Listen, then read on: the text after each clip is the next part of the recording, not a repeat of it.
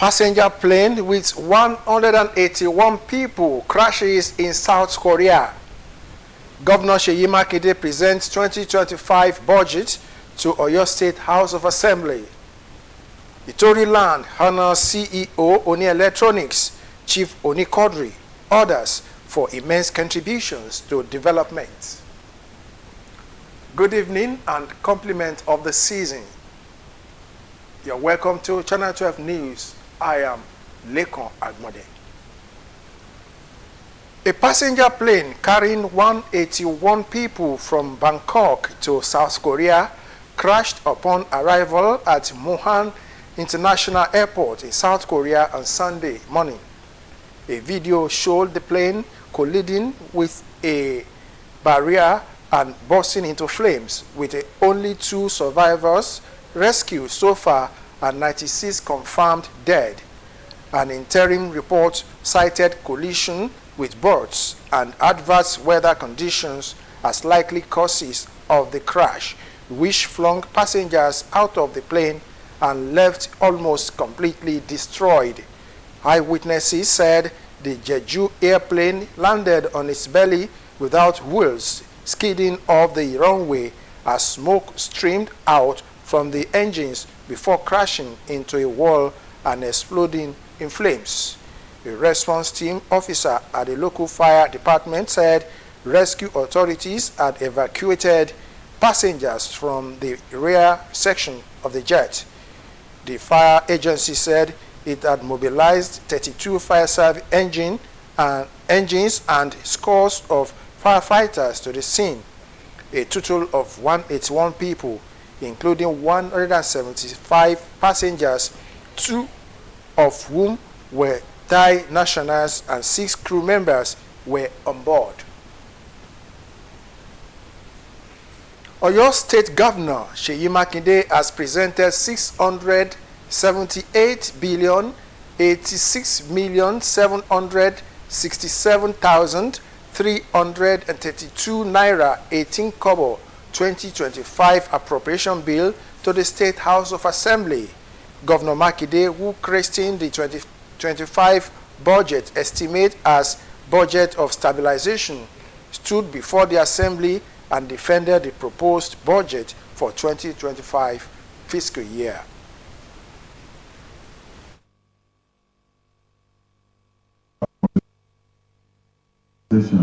By the previous administration to over 70%. It is because we're talking across the entire spectrum of stakeholders. So I'm hoping that this year we will finally move to at least 80% implementation. The upward review of the budget from 678 billion to 684 billion is a deliberate effort to accommodate emerging priorities and critical projects that will definitely drive economic growth, improve infrastructure, and enhance the overall quality of life of our citizens. Lagos State Governor Babajide Sanwo-Olu has presented cars to 6 civil servants as a reward for their outstanding contributions to the development of the state through public service. The presentation was made during a luncheon to wrap up activities for the 2024 Public Service Week. Joy Ken Abakpoya reports. The saying, hard work pays, has come to fruition for these 210 civil servants, comprising 117 senior and 93 junior officers, who were selected to be rewarded for their outstanding performances in the course of duty. I congratulate the awardees today, and I urge you not to rest on your laurels and continue to exhibit the highest sense of responsibility. A raffle draw by Governor Babajide Sanwo-Olu narrowed the win to 6 most outstanding senior officers who got cars, 5 junior officers who got 5 million naira each, and 11 others who got 100,000 naira each. I had my name from nowhere. It was a big shock to me. I'm so grateful. It's a very wonderful moment for me. I'm so excited and very blessed. I was not expecting it at all, but I wasn't expecting it. As if I'm still dreaming. Appreciating the workers for their dedication and loyalty, Governor Sanwo-Olu says Lagos will remain the standard for others to follow. It's my honor again this year to be with you, to come and thank you very much for the work that you have done, that you are doing, that you continue to do, to the service of Lagos State, to all the citizens of Lagos, because they are watching us. They're expecting so much from us. And I know that 2025 will be a better year for all of us. Mr. President has assured us that 2025, not only will we begin to see a real growth in the economy has actually bellied up and it can only but go better. And we will all see the reward of that better economy in 2025. 361 civil servants were also honored with long service awards in the 2024 Public Service Week celebration. In Lagos, Joy Ken Abeokuta, NTA News. It was a night of color, display of beauty, of culture, and celebrations of distinguished individuals as Itori land in Abeokuta local government area of Ogun State honored the CEO, Oni Electronics, and Big Baje of Egba land, Chief Florence Oni Quadri, and some other individuals with awards of recognition for their contributions to the development of the kingdom. Correspondence brings us the sight and sound of the colorful Itori of our Dream Day celebration.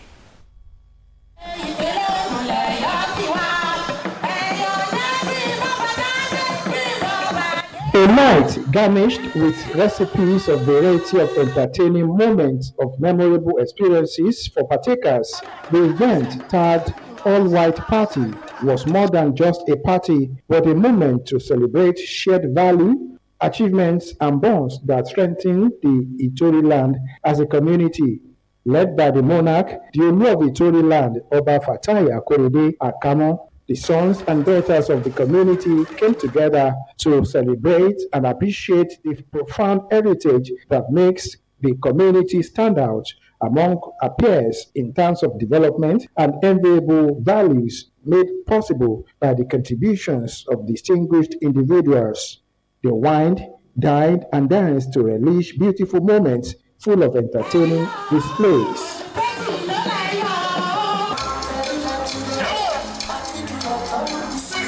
To Oba Korede Akamo and other dignitaries, the community has reasons to celebrate the tremendous transformation and appreciate some individuals like Chief Oni Quadri for their contributions to community development. When I came on board 20 years plus now, it wasn't like this. But with the grace of God, we all witness what we are seeing now. So it is just the beginning of things. What God says, if you give thanks for yesterday and you keep thanking Him today, your tomorrow will definitely be blessed.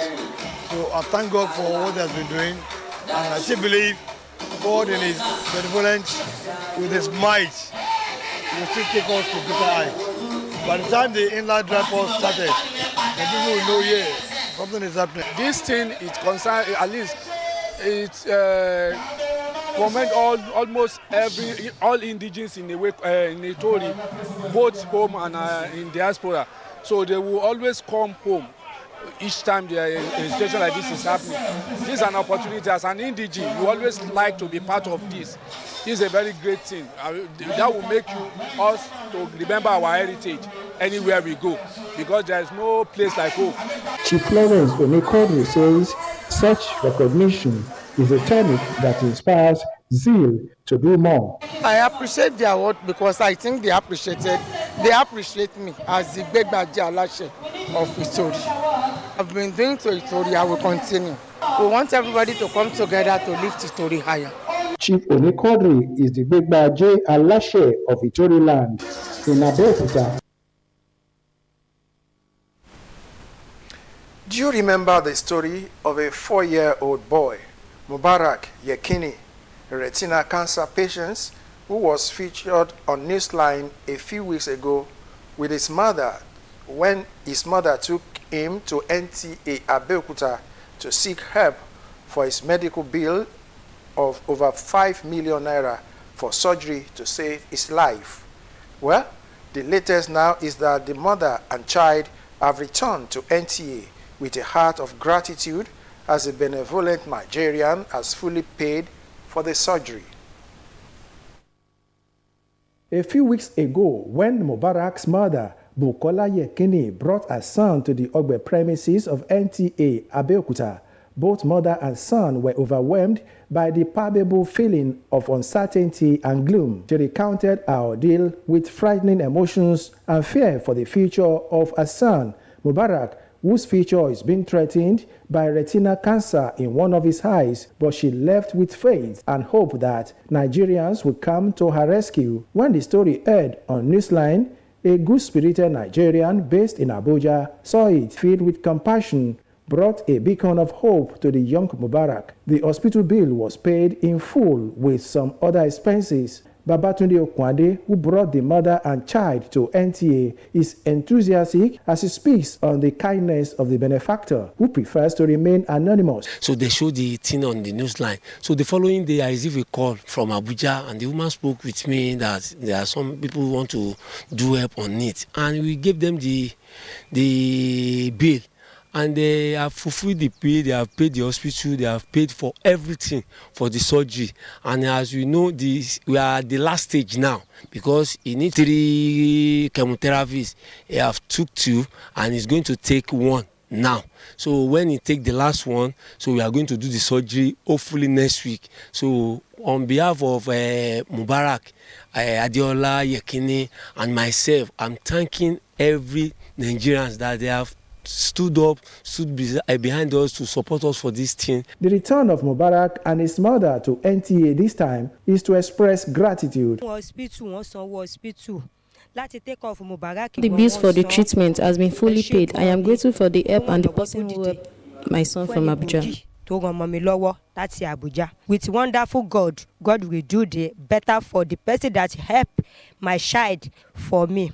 God will bless you all. Thank you very much. While preparations for the surgery continue, Mubarak looks forward to a successful surgery and a brighter future. But after the surgery, the boy needs to start school and to go to, because he's a brilliant guy. That is what motivates me to just say I should just stand beside him and assist him. In Abeokuta, Lekon Agbonde. Federal government-owned media organizations have received financial intervention as part of the present administration's commitment to provide modern broadcast facilities to enhance their operations. The Director General of the Nigerian Television Authority, Comrade Salihu Abdul Hamid Dembo, said this in Kaduna at the NTA Kaduna former staff reunion. Aduna Mohammed reports that the occasion was chaired by the former Director General of the NTA, Malam Muhammad Ibrahim. The reunion of the former staff of NTA was a platform for frank discussion and recalling their past with nostalgia.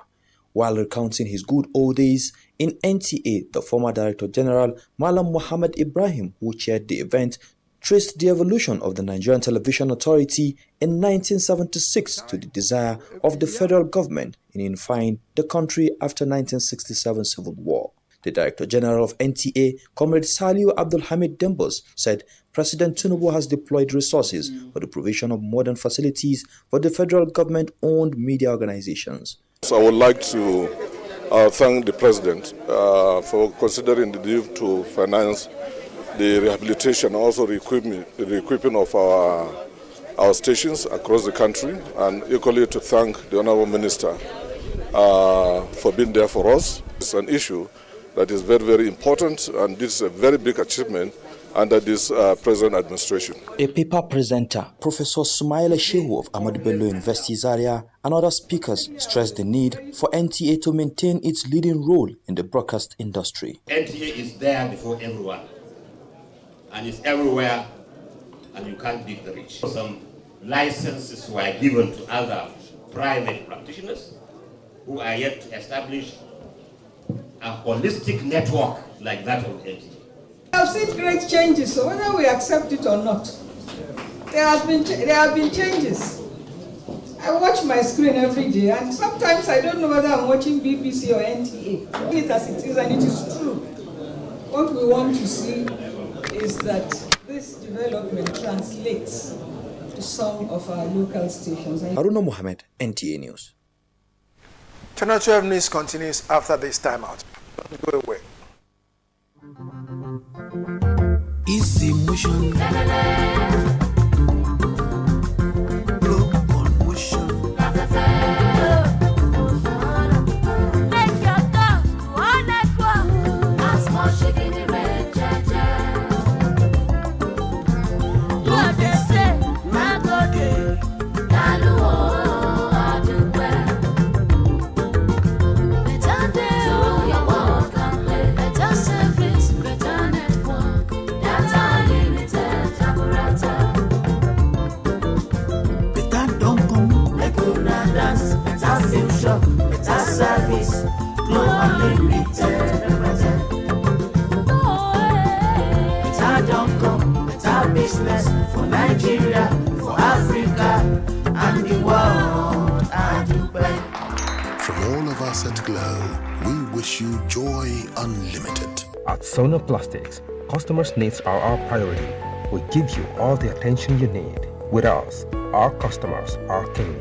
Located at kilometer 40, Lagos Abeokuta Expressway, Ijoko, Ogun State. Sona Plastics Limited. We are just a phone call away.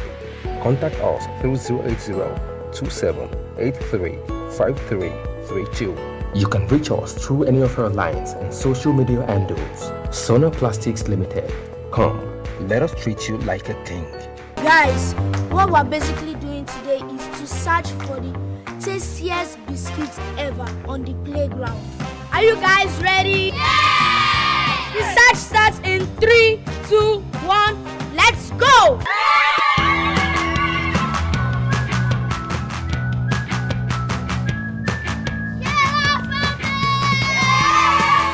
Sona biscuits are rich in flavor, nourishment, and excitement. Grab a bite today. Sona Mountain Industries has been specially produced and packaged for the benefits of the family. Made from locally sourced sorghum, Agrovita is filling. It is nourishing, just as it is a delight. Oh yes, Agrovita staple milk is rich in magnesium and other essential vitamins and minerals. It is smooth, easy to prepare, and you can enjoy it with any soup of your choice. Egusi, ogbono, edinkaikon, atama. Mouth-watering delicacy. You can also use Sona Agrovita to bake bread, cake, and other confectionaries. Enjoy Sona Agrovita with your family. Sona Agrovita, quality products from Sona Mountain Limited. Sona Agrovita, the healthy family's choice. Thanks and welcome back, and thanks for staying tuned. And Channel 12 News continues. Of all the inequalities in the world, none is more staggering than injustice in healthcare. What ordinarily should be a universal right has for many become an elusive luxury. The National Health Insurance Authority, NHIA, was established to bridge this divide. Uche Ugochukwu, in this report, takes us behind the veils of the NHIA to uncover efforts towards quality health for all. For years, residents of a riverine community in Bayelsa State crossed the river to Yenagoa in small boats to access health care. Women in labor often endured risky canoe journeys, hoping to reach the medical center in time. This remains the reality for many Nigerians in remote areas. Despite efforts to improve healthcare access, coverage is still in the single digits, while out-of-pocket spending burdens households. The other part of universal health coverage is financial protection, which has to do with how people are able to access care without financial hardship. Look at our health insurance coverage right now as a nation. We are still less than 10% coverage for any kind of health insurance. And so you would say that about 90% of our population are at risk of financial hardship when seeking health care.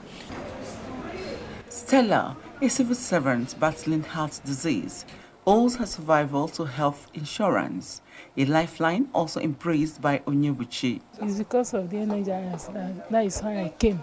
I think it's not the NHIS. I could have waited, spending when I will have the money. So the NHIS is helping. So I'm out of service. I'm benefiting from my wife's decision because my wife is still in service. It saves me a lot of money. You know, number one, you have to almost every test, except very expensive ones. Their stories stress the transformative impact of the NHIA, which enrollment numbers have surged. What we're trying to do is a couple of things. One is to, first of all, we emphasize primary health care as the foundation for universal health coverage. We want to run a system that is based on prevention and primary care, not that people will wait until they become sick. The Sustainable Development Goals set ambitious targets, but issues like poor service delivery and limited enrollment hinder progress. It's been a two-way thing, and it's been very wonderful to enrollees, I must confess, because a lot of things have been solved under NHIS, even though it's not without the fact that we don't have our challenges, because for the price, the review came too late, but then people are still happy having it on ground because that's helped to solve a lot of patients' issues. Another challenge is the health maintenance organization, where we have to put a call across to them, or send them a text message, or send them an email to be able to get codes for enrollees who have seen doctor, who have accessed care, and they need to go further by getting their drugs or even do investigation from the lab. There's a delay. It doesn't come early, and that will now make us feel like we have enough enrollees, we have patients waiting for too long. While civil servants contribute diligently, some health providers and HMOs fail to meet expectations. Moreover, millions remain unaware or excluded from the program, highlighting a pressing need for greater awareness. Because this financial protection has to reach more people, and so from a baseline of about 16 million last year, we're at about 19.2 million people now. So this year alone, we've added about another 2.5 million, 2.6 million people on health insurance. So can more be done? Yes, but we're definitely on a steady, impressive trajectory. And this is probably one of the fastest growth rates in terms of insurance coverage we've seen in recent times in Nigeria. As 2030 approaches, can the NHIA truly be the game changer? Will more Nigerians like Stella embrace health insurance not just as a policy, but as a lifeline? Will Nigeria beat the mark and win the race? Uche Ugochukwu, NTA News. As year 2024 winds down, Austin Edemodu in this report highlights the major events that shape the sports sector in Nigeria. 2024 was a remarkable year in Nigerian football after the Super Eagles narrowly lost to the hosts, Côte d'Ivoire, at the finals of the 2023 African Cup of Nations. Also, it was a year that saw the twists and turns in the appointment of Super Eagles coach after the exit of Jose Peseiro and the hunt for a local coach. Eventually, his successor, Finidi George, only lasted for 34 days before another bold move to appoint Bruno Labbadia as a foreign coach. Interestingly, another local coach on interim basis, Austin Eguavoen, has at least qualified Nigeria for the 2025 AFCON in Morocco. Ademola Lookman.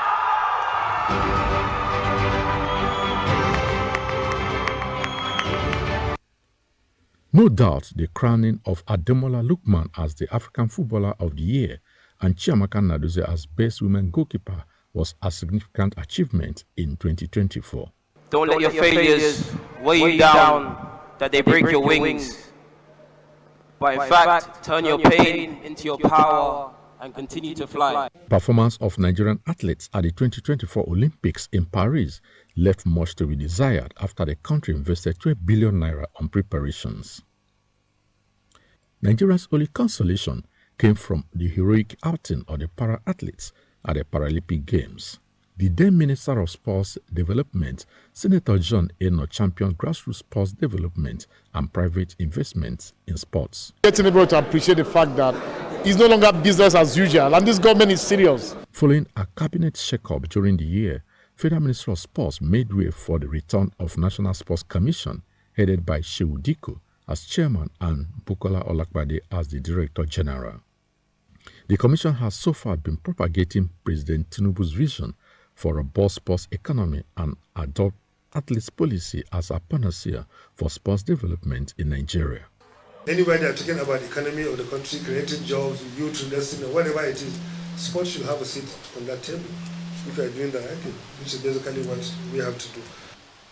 And this commission, under the leadership of Malam Shehu Diko, is determined to deliver results upon results using very cutting-edge innovation and strategic approach. Bronze medalist from 5 years ago, the Nigerian is going to turn it into a gold medal for Nigeria.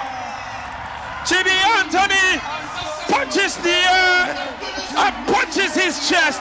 Overall, the sports sector has had its fair share of success and failure in 2024. 2025 will provide a new beginning that Nigerians expect a remarkable turnaround with action-packed sporting calendar at local and international levels. I'm Austin Edemodu, NTA News. And that concludes Channel 12 News for tonight. I am Leko Agbode. Good night.